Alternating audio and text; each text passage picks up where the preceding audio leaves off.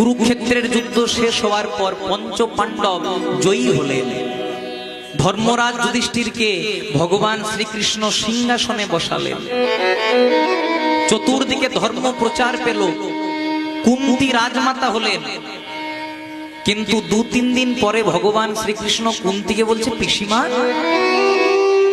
অনেকদিন তো তোমার হস্তিনাপুরে থাকলাম, যা উদ্দেশ্য ছিল সব সফল হয়েছে, তোমার ছেলেরা জয়ী হয়েছে, ধর্ম প্রচার পেয়েছে, তুমি রাজমাতা হয়েছ, যুধিষ্ঠির দাদা সিংহাসনে বসেছে, এবার তাহলে আমাকে বিদায় দাও, আমি দ্বারকাতে প্রস্থান করি।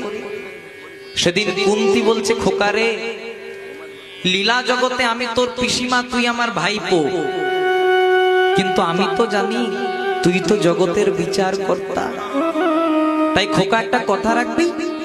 কুন্তি বলে, বলো পিসিমা, তোমার কি ইচ্ছা? একবার শুধুমাত্র তোর চরণ দুটিকে জড়িয়ে ধরতে দিবি।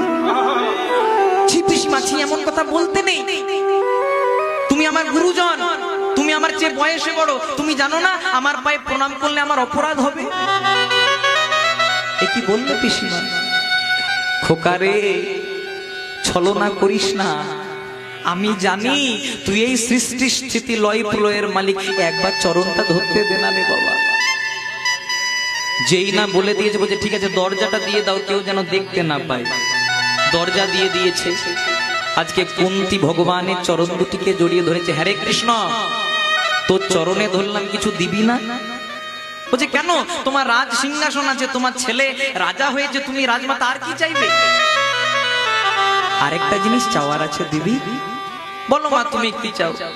তুই আমাকে শুধু একটাই আশীর্বাদ কর, আবার যদি কোনোদিনও মনুষ্য জন্ম নিয়ে পৃথিবীতে আসি, 84 লক্ষ জনি ভ্রমণ করার পর আবার যদি কোনোদিনও সাধের মানব জন্ম পাই, আমাকে যেন সারা জন্ম কাঙ্গালিনী, ভিকেরিনী, অভাগিনী করে পাঠাবে।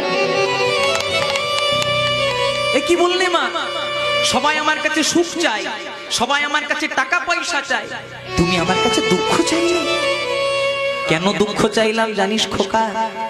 আজকে আমি হাড়ে হাড়ে বুঝে গেলাম, যতদিন আমাদের দুঃখ ছিল ততদিন তুই আমাদের সাথে ছিলি, যতদিন আমাদের কষ্ট ছিল তুই আমাদের সাথে ছিলি, যতদিন আমাদের ধন সম্পদ ছিল না ততদিন তুই আমার সাথে ছিলি। কিন্তু আজকে আমি বুঝতে পেরেছি, তুই যে বড় লোকের ভগবান নোস, তুই যে কাঙ্গালের ভগবান। আর দিনান্তে যদি কেউ একবার হাগৌর প্রাণ গৌর বলে ডাকতে পারে, নিতাই গৌর হরি হরি, ভগবান যে জন্ম জন্মান্তরে তাকে কৃপা করে গো।